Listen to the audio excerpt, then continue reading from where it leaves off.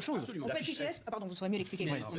La fiche SFSRT a été créée en 2015. Voilà. Donc là, il s'agit vraiment de susceptibilité de terrorisme islamiste. Mais vous pouvez être fiché S pour bien d'autres motifs. Voilà. Donc il faut faire très attention et ne pas englober tout le monde.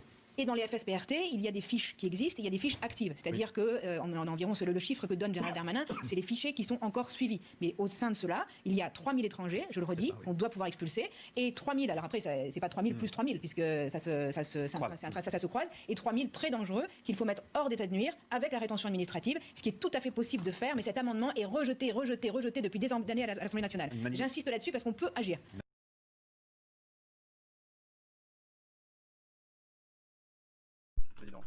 Monsieur le Président, ma première question s'adresse au Premier ministre. Dans ma question complémentaire hier, j'ai demandé à ce gouvernement si la population de l'Ontario devait se préparer à des camps d'internement. En septembre, le gouvernement fédéral a en effet publié un appel d'offres pour que les entreprises fournissent et gèrent des camps de quarantaine. Dans toutes les provinces et dans tous les territoires du Canada, des camps de quarantaine qui, cependant, ne seraient pas limités aux personnes atteintes du Covid, mais offriraient une grande latitude pour y mettre de nombreuses personnes. Ce gouvernement est conscient des intentions de construire ces camps d'isolement.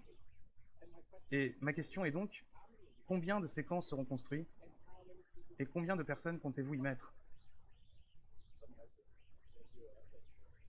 Merci, Monsieur le Président. Il est très vrai que lorsque les gens quittent le pays et quand ils reviennent, la province suggère, et le gouvernement fédéral, en collaboration avec le gouvernement fédéral, suggérons que les gens s'isolent. C'est une pratique qui a fait ses preuves ici en Ontario, mais aussi partout au Canada.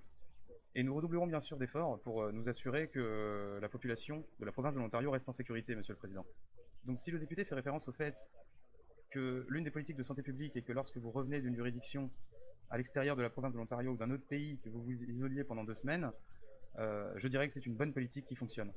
En fait, c'est ce que nous faisons aussi ici. Nous travaillons en cohorte pour nous assurer que l'Assemblée législative puisse continuer à fonctionner. C'est pourquoi nous avons 2 cohortes distinctes, 2 groupes distincts. Et avec la collaboration de l'opposition des officiers, c'est pourquoi tous les députés indépendants ont été exclus de ce groupe parce que nous voulons tout faire pour que cette maison continue.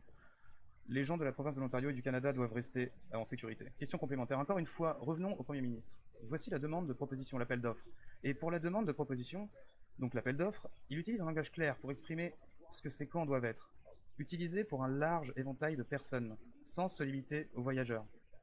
Mentionner les voyageurs internationaux, c'est juste une large latitude de personnes. Et j'enverrai la copie de l'appel d'offres après. Donc votre gouvernement doit être en négociation, doit être conscient de ce qui se passe. Et envisage de détenir et d'isoler des citoyens et des résidents de notre pays et de notre province. Donc, Monsieur le Président, où ces camps seront-ils construits et combien de personnes y seront détenues? Et pour quelles raisons les gens peuvent-ils rester dans ces camps d'isolement? Et j'aimerais enfin que le Premier ministre nous assure que la population de l'Ontario est vraiment en sécurité. Le micro est coupé, le député doit reprendre sa place, et je vous invite à regarder le Premier ministre ici qui...